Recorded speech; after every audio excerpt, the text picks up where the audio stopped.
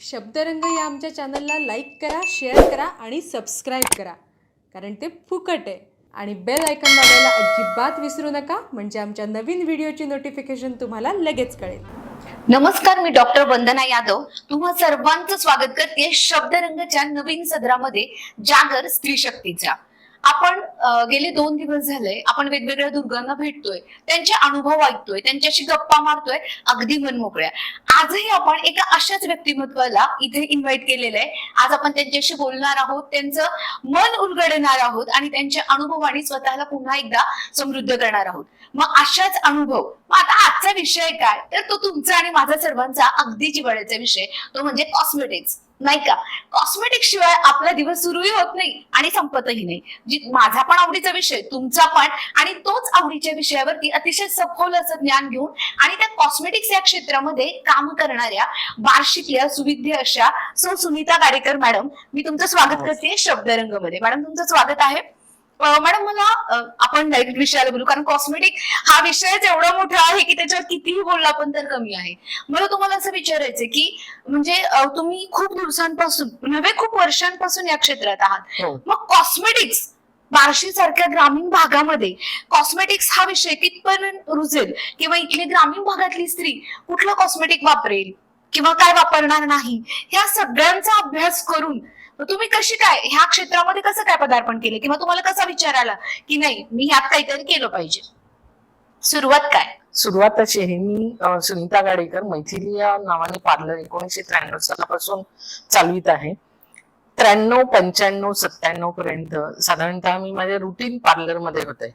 त्यावेळेस माझ्याकडे जे क्लायंट्स यायचे ते बरेचसे प्रश्न विचारायचे की त्वचेची काळजी कशी घ्यावी, केसांची काळजी कशी घ्यावी, माझ्या केसांना मी कुठलं कॉस्मेटिक्स वापरावं, हेअर ऑइल कोणतं वापरावं, शॅम्पू कोणता वापरावा, कंडिशनर कोणता वापरावा, आणि त्वचेसाठी मी क्लिन्झिंग कोणत्या कंपनीचं वापरावं, मॉइश्चरायझर कुठल्या कंपनीचं वापरावं, आणि त्वचेची निगा कशी योग्य रीतीने घेतली जाईल ह्याच्याकडे माझं लक्ष जाईल, असे बरेचसे प्रश्न मला विचारायचे. किंबहुना माझी थोडीशी जिज्ञासू वृत्ती असल्यामुळे येणाऱ्या क्लायंट बरोबर गप्पा मारत मारत, अगं तुझे केस मागच्या साली तू हेअरकटला त्यावेळेस खूप सुंदर होते, व्यवस्थित नरिशमेंट होती केसांमध्ये, आणि त्वचेवरती मला प्रोटीन्स, विटॅमिन्सची अगदी भरपूरतः कुठेही कमतरता दिसत नव्हती, तुझा असा हेल्दी चेहरा दिसायचा, पण आज तू थोडीशी दमल्यासारखी दिसते.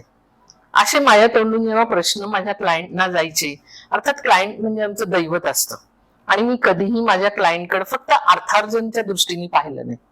माझं क्लायंट हे माझं दैवत असून त्याच्या प्रत्येक प्रश्नांना मी कशी उत्तर देईन, त्याच्यापर्यंत कसे मी पोहोचेन ह्याच्याकडे पहिल्यापासून लक्ष दिलं.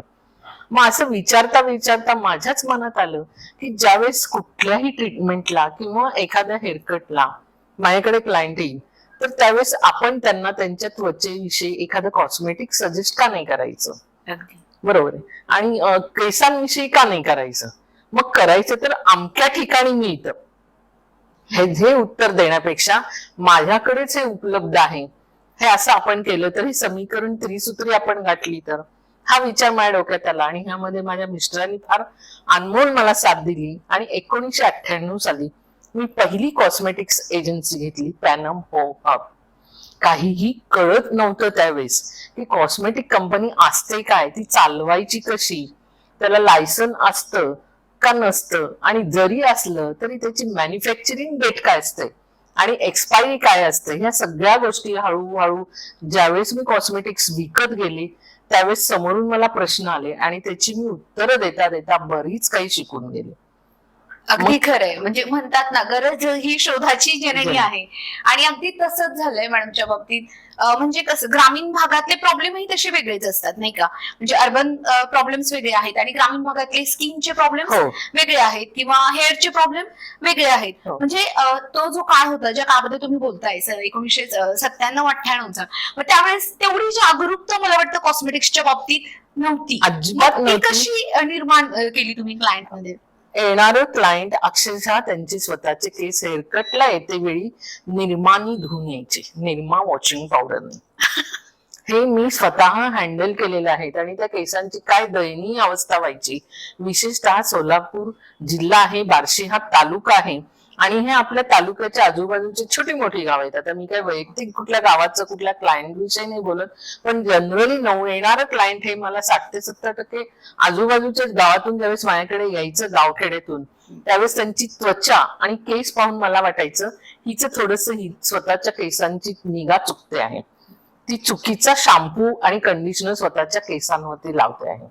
किंबहुना क्रेज अशी असते की टीव्हीत पाहिला तो शॅम्पू माझ्या केसांना वापरला जावा, टीव्हीत पाहिली ती कॉस्मेटिक्स क्रीम माझ्या चेहऱ्यावरती वापरली जायची, आणि मग मी लगेच पी हळद आणि हो गोरी होईल, 8च दिवसामध्ये मी छान गोरी दिसेन आणि माझे केस काळे भोर घनदाट आणि असे सुंदर चक एक प्रकारची अशी चमक येईल असे दिसतील, असंच प्रत्येकीला वाटतं. मग ती छोटी व्यक्ती असू दे किंवा मोठी असू दे, महिला असते शेवटी. म्हणजे ती स्त्रियांना एक अनमोल देणगी आहे की त्यांना जे पाहिलंय, जे आवडलंय ते स्वतःकडे असावं.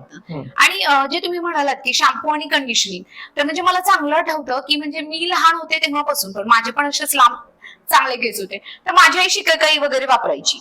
म्हणजे अगदी 2000 पर्यंत आम्ही शिकेकाईच वापरली, 2000 पर्यंत. आणि त्यानंतर मात्र मग शॅम्पू आणि कंडिशनर त्यानंतर थोडा अजून उशीर आला, पण पूर्वी तर फक्त शॅम्पूच वापरायचो आम्ही. आणि मग ते केस शॅम्पू करायचे आणि मग पुन्हा हळूहळू कळायला लागलं की नाही बाबा, हा हर्बल शॅम्पू आहे, हा अशा पद्धतीचा शॅम्पू आहे, हा शिकेकाई शॅम्पू आहे. पुन्हा शिकेकाई शॅम्पू पण मिळायला लागला. पण ह्याचं प्रॉपर जे नॉलेज होतं हे फक्त टीव्ही, जसं तुम्ही म्हणालात की टीव्ही कसं पाहिलंय अगदी तसंच आपल्याला असावंसं वाटतं.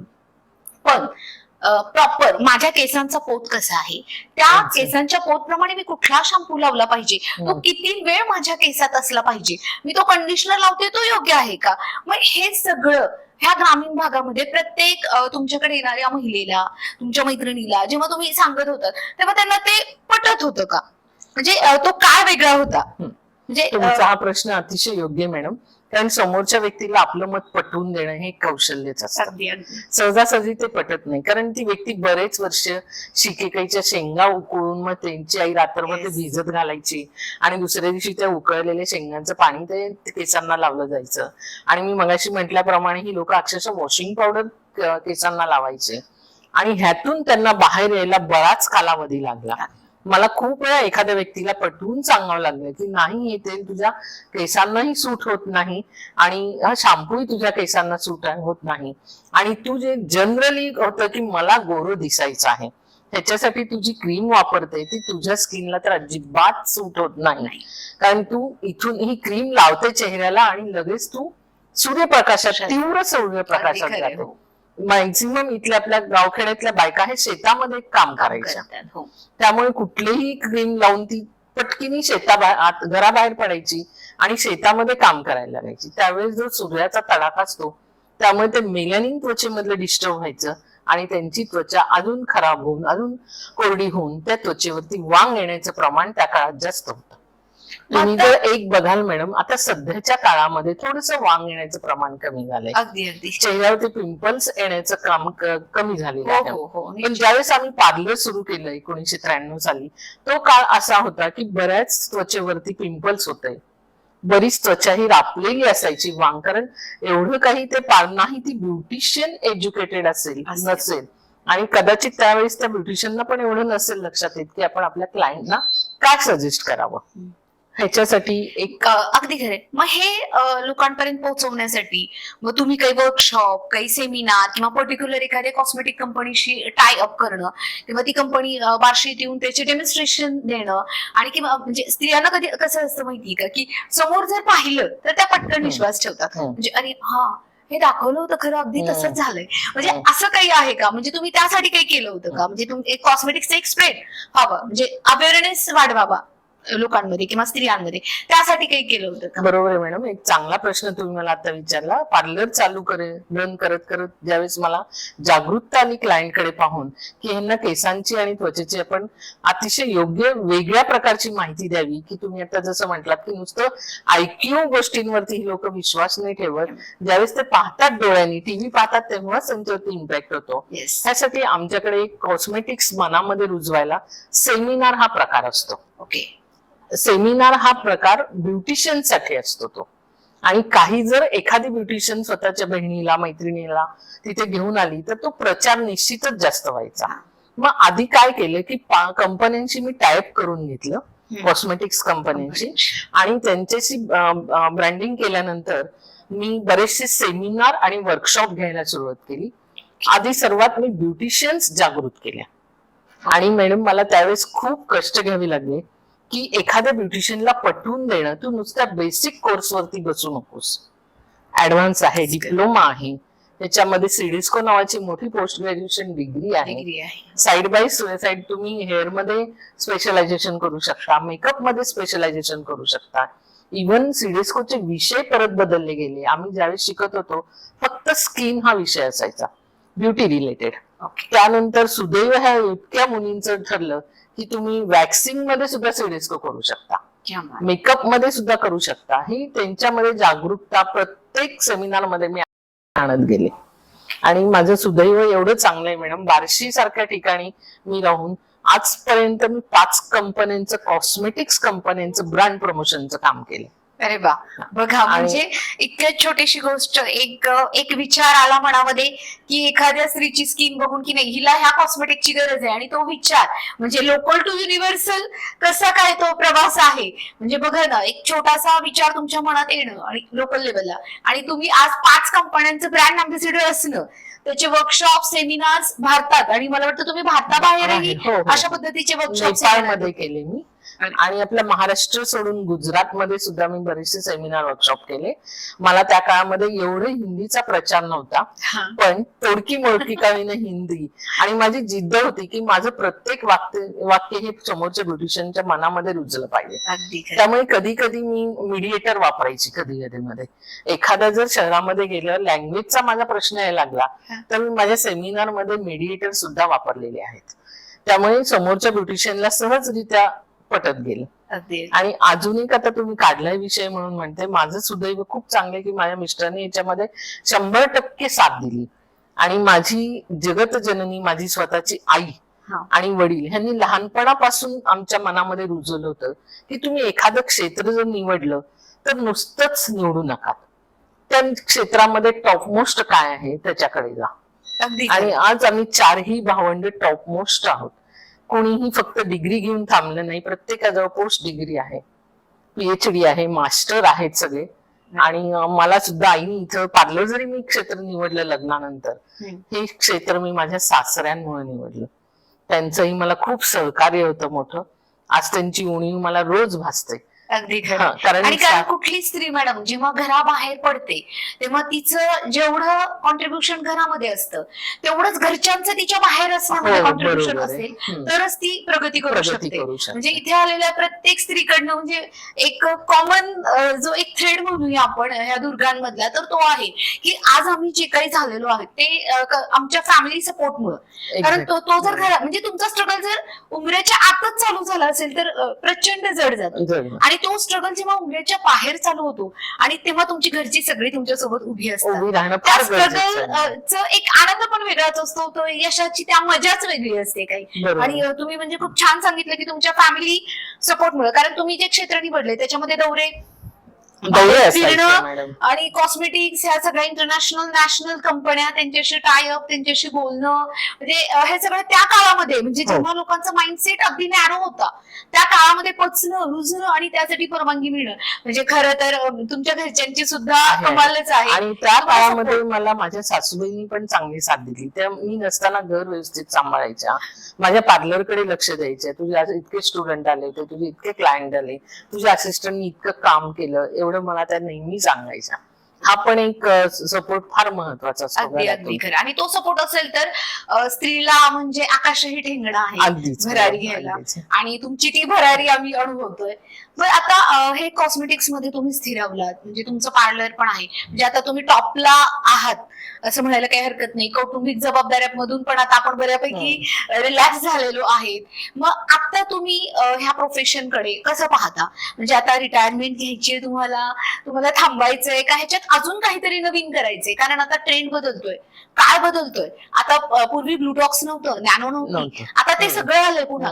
आता आज एखाद्या हिरोईनचा जर तसा लुक पाहिला तर उद्या मला तसाच लुक पाहिजे म्हणून येणारी मुलगी आहे पार्लरमध्ये. मग त्या काळाबरोबर बदलत त्याची मजा घ्यायची का आता थांबायचंय आणि काही वेगळं करायचंय जे खूप दिवसांपासून करायचं राहिलंय, असं काही आहे का तुमच्या डोक्यात? तुमचा जे विचार आहे की त्या काळाची तुम्हाला मजा घ्यायची काय, तर ह्यासाठी मी नेहमी अपडेशन होते मॅडम प्रत्येक क्षेत्रामध्ये, आणि आलेले जेवढे क्लायंट आहे तेवढे सॅटिस्फाय करण्याचा जास्तीत जास्त प्रयत्न करते.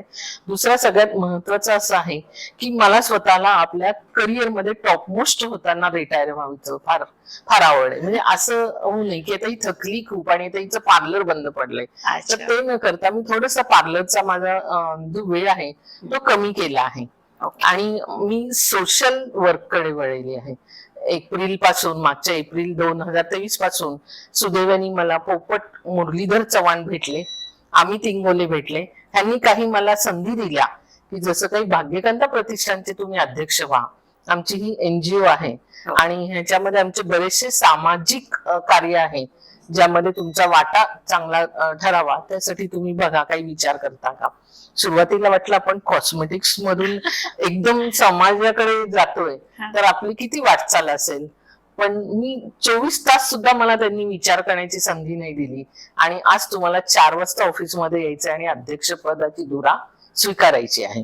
मग मी रात्रभर झोपले नाही आणि विचार केला ठीक आहे आपल्याला परमेश्वराने दिलेली एक चांगली संधी आहे, कारण आपल्या डोक्यात वारंवार येते की आता आपण आपलं कार्यक्षेत्र कमी करावं, येणाऱ्या नवीन ब्युटिशियन्सना आपण संधी द्यावी, त्यांनी त्यांच्या संसारासाठी कमवावं. आता कारण भरपूर बघायला गेलं तर परमेश्वराने भरपूर दिलं आहे आणि कुठंतरी समाधान आहे की आता बास जे आहे तो आपल्याला जो दिलाय परमेश्वराने तो अति हव्यास न करता नवीन पिढीला आपण अगदी. आणि हा विचार मनात यायला सुद्धा मनाचा तेवढा मोठेपणा लागतो की पुढच्या पिढीला संधी देणं. बऱ्याच लोकांना आपल्या हातातली दोरी सोडता येत नाही आणि ती जर तुम्ही दोरी सोडली नाही तर पुढच्या पिढीचा हात तुम्ही नाही धरू शकत. तुम्हाला ती दोरी सैल करत करत करत हळूच एका दिवशी नकळत ती सोडावी लागते. दोरी सोडणं खरंच खूप गरजेचं आहे. आणि आज तुम्ही टॉपला जाऊन म्हणजे विचार करताय की माझी जी राहिलेली कामं आहेत मला ती आता कम्प्लीट करायची आहेत, की मला थोडस कॉस्मेटिक्सच्या रूपाने तुम्ही सगळ्या स्त्रियांबरोबर होताच,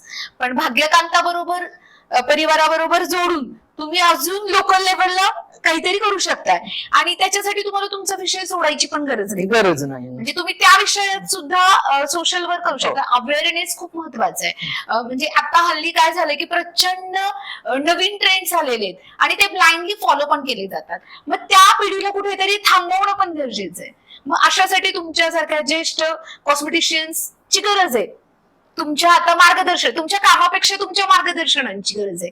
हो असं करा, हो हे करू नका, हे चांगलं आहे, हे केमिकल नका वापरू, ह्याने डॅमेज होणार आहे आणि तो कधीच परत भरून नाही येणार आहे, एवढं सांगणारी व्यक्ती असणं सुद्धा खूप गरजेचं आहे.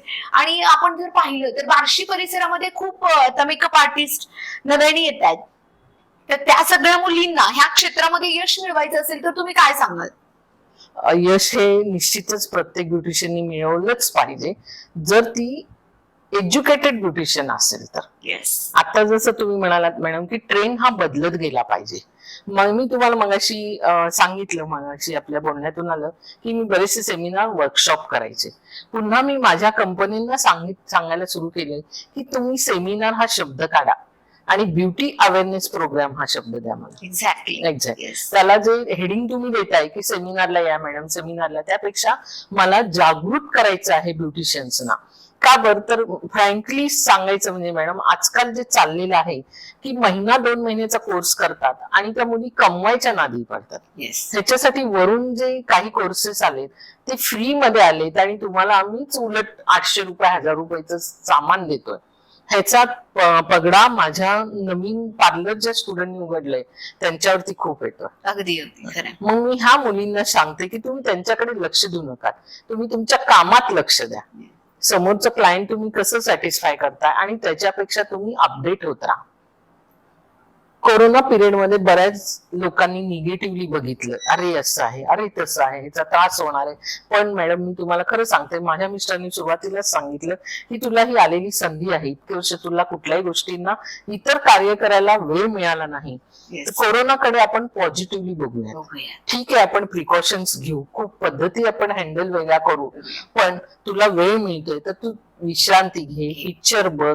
आणि मेन म्हणजे मॅडम मी सतत अपडेट होत गेले त्याच्यामध्ये, Yes. कारण इतकं सुदैव आमचं चांगले की त्या काळात ऑनलाईन कोर्सेस खूप सुरू झाले आमच्या. म्हणजे कोरोना पिरियड मध्ये मी पॉझिटिव्हली बघितलं बरेच की म्हणजे हा खूप उलट- लोकांनी त्याला दोष न देता आपण घरातच आहोत. Yes. बऱ्याच लोकांना वाचनाची आवड होती पण वेळ नव्हता, वेळ नव्हता. तर त्या लोकांनी खूप वाचून घेतलं. आणि हो. महत्वाचं म्हणजे ऑनलाईन बुक्स अवेलेबल होत हो, होती. हो. तुम्हाला ई बुक्स वापरता आली, हो. ई लायब्ररी जॉईन करता आली. म्हणजे हे खूप पॉझिटिव्ह झालं. म्हणजे जेवढा कोरोनाचा निगेटिव्ह इम्पॅक्ट आहे तेवढाच ज्या चांगला. लोकांनी त्या संधीची सुसंधी केली त्यांच्यासाठी तेवढंच पॉझिटिव्ह. आणि आणि ब्युटी इंडस्ट्री मध्ये म्हणजे काही ट्रेंड्स कोरोनामध्ये खूप फेमस खूप झाले, famous खूप झाले आले. मॅडम, खूप. आणि हे इन्स्टा, हे रील्स वगैरे हे सगळं ह्या काळामध्ये प्रचंड ग्रीप घेतली गेली. आणि मला वाटतं कदाचित त्यानंतर जे कॉस्मेटिक्स किंवा जे ट्रेंड्स आलेले आहेत आता ते पण वेगळे आहेत खूप. बिफोर करोना आणि आफ्टर करोना ट्रेंड्स मध्ये प्रचंड बदल आहे. लुक्स आता नवरात्री चालू आहेत आपल्याकडे, हो, वाशीमध्ये हो. पण खूप ठिकाणी दांडिया गरबाचे कार्यक्रम आहेत. तर तिथे पण बऱ्याच प्रकारचे लुक केले जातात, किंवा कॉस्मेटिक्स यूज केले जातात. आता मेकअप साठी म्हणा, किंवा प्री मेकअप इश्यूज असतात आपले त्यासाठी, किंवा आता हे फोटोशूट्स आयडिया आलेले आहेत नवरात्राच्या 9 देवींच्या वगैरे. मग तेव्हा बऱ्याच गोष्टी म्हणजे पटकन त्याचा इफेक्ट आणायचा आहे किंवा हे करायचंय म्हणून काही ठिकाणी चुकीचे कॉस्मेटिक्स पण वापरले जातात. हो. मग ही जी नवीन येणारी पिढी आहे हो. तर त्यांना करेक्ट कॉस्मेटिक्स, करेक्ट लाईफस्टाईल किंवा करेक्ट तुम्हाला तुमच्याकडे येणारा जो क्लायंट आहे त्याच्या स्किनचा टाईप कसा आहे, तुम्हाला त्याला काय अप्लाय करायचं, तुम्हाला त्याला चेंज नाहीये करायचं, तुम्हाला तो जसा आहे तसा ठेवायचा आहे, फक्त त्याला अपलिफ्ट करायचंय. मग ह्या गोष्टी कुठेतरी कमी पडतात. म्हणजे मला असं नेहमी वाटतं की त्या गोष्टी थोड्याशा कमी पडतात. ते मेक ओव्हर आपण बघतो व्हिडिओ बरेच, हो. Before and after there is no similarity between both of the video. ओळखत नाही बरेच वेळा. असं नकोय ना. नकोय. हा, मी नको. असली पाहिजे. हम्म. माझ्यामध्ये तो बदल मेकअप नाही करू शकत, कुठलंही कॉस्मेटिक नाही शकत. हा, मेकअप माझा कॉन्फिडन्स वाढवेल, 4 चौघीमध्ये मला उठून निश्चितच दिसेल, म्हणजे मला एक प्रकारचं अपलिफ्ट करेल, बदलणार नाही. आणि कुठलंही कॉस्मेटिक जगातलं ते बदलू शकत नाही. पण बदलत्या काळानुसार मला माझ्या सगळ्या मैत्रिणींबरोबर जर तसंच राहायचं असेल आणि मी 40 जर ओलांडली असेल तर मला सिरम लावणं गरजेचं आहे, हे आम्हाला गाडेकर मॅडमनी सांगायला पाहिजे. बरोबर आहे. मॉइश्चरायझर कधी लावायचं हे मला तुम्हीच सांगायला पाहिजे. म्हणजे तुम्ही ज्या पद्धतीने सांगणार आहात ते डेली रुटीन आम्ही ते फॉलो केलं तर निश्चितच आम्हाला कधीच काही अडचण येणार नाही. आणि जसं आमचं मन तरुण आहे तसं तुमचं मन तरुण आहे अजूनही. म्हणजे एका क्षेत्रातनं एवढी छान भरारी घेऊन तुम्ही आता पुन्हा सोशल वर्क मध्ये स्वतःला पाहताय. हो. आणि म्हणजे खूप छान रिटायरमेंट आहे ही. खरं तर एका क्षेत्रातनं रिटायर होऊन दुसऱ्या क्षेत्रात जॉईन होणं खरं तर रिटायरमेंट नाहीच म्हणता येणार त्याला, म्हणजे कमबॅक म्हणूया आपण. हो. पूर्वीच्या क्षेत्रात कमबॅक करतोय असं म्हणूया. आणि त्या कमबॅक साठी त्या क्षेत्रामध्ये तुम्ही खूप छान काम करावं. आणि मला पुढच्या वर्षी तुम्हाला असंच तुमच्या नवीन क्षेत्राबद्दल तुम्हाला प्रश्न विचारता यावे. तुम्ही जो सांगितलं आता की गाडेकर मॅडमनी आम्हाला गायडन्स द्यावा ह्याच्यामध्ये आपण त्वचेची कशी काळजी घ्यावी. त्वचेसाठी तुम्ही CTM प्रोसेस करू शकता, क्लिन्झिंग, टोनिंग आणि मॉइश्चरायझिंग. ओके. आणि केसांच्या निगेसाठी तुम्ही व्यवस्थित प्रकारे योग्य ते तेल लावून स्वतःच्या केसांच्या प्रकारानुसार केस तुमचे तेलकट आहेत का कोरडे आहेत ह्याच्यावरती कोणतं तेल वापरलं पाहिजे, कोणतं शॅम्पू वापरला पाहिजे किंवा कंडिशनर वापरला पाहिजे हे तुमच्या ब्युटिशियनला तुम्ही विचारून तो योग्य तो सल्ला घेऊन त्याची व्यवस्थित निगा राखा. आणि हे एखादी ब्युटिशियनच तुम्हाला जी स्वतः खूप शिकलेली आहे. आजकाल मॅडम मी पाहते की पूर्वीच्या काळामध्ये माझ्याकडे स्टुडंट यायच्या त्या फार शिकाऊ वृत्तीच्या यायच्या. आज जर एखादी स्टुडंट शिकायला यायचं म्हटलं पार्लरमध्ये तर पहिला प्रश्न असतो फी किती आहे, की जो मला आजतागायत कधी आवडला नाही. तुम्ही वेल नोन एज्युकेटेड ब्युटिशियन कडे या, तिचे सर्टिफिकेट्स बघा, ती किती शिकली आहे ते पहा आणि मग तिला फी विचारा. अगदी तुम्ही समोरून काय शिकवणार आहेत हे येणाऱ्या स्टुडंटला पण त्याची जाणीव पाहिजे. अगदी खरं. त्यावेळेस ती चांगली घडेल आणि तिच्याकडून 10 स्टुडंट चांगले घडले जातील. अगदी खरंय. ज्ञान ज्ञान. बेसिक तुम्हाला स्वतः ज्ञान असणं त्या गोष्टीचं, गरजेचं तरच तुम्ही आहे. दुसऱ्यांवरती ते अप्लाय करू शकता. ज्ञानातून ज्ञान वाढत जाते. अगदी खरं आहे, अगदी खरं. तुम्ही शब्दरंगमध्ये आलात आणि आमच्या शब्दांमध्ये तुमच्या शब्दांनी रंग भरलेत, त्यामुळे मी शब्दरंगतर्फे तुमची खूप खूप आभारी आहे. Thank you so much ma'am. धन्यवाद. आज आपण भाग्यकांता संचलित शब्दरंगमध्ये बोलवलं आणि माझी छोटीशी मुलाखत तुम्ही घेतली आणि प्रश्न खूप सुंदर विचारले, त्याबद्दल धन्यवाद. Thank you ma'am.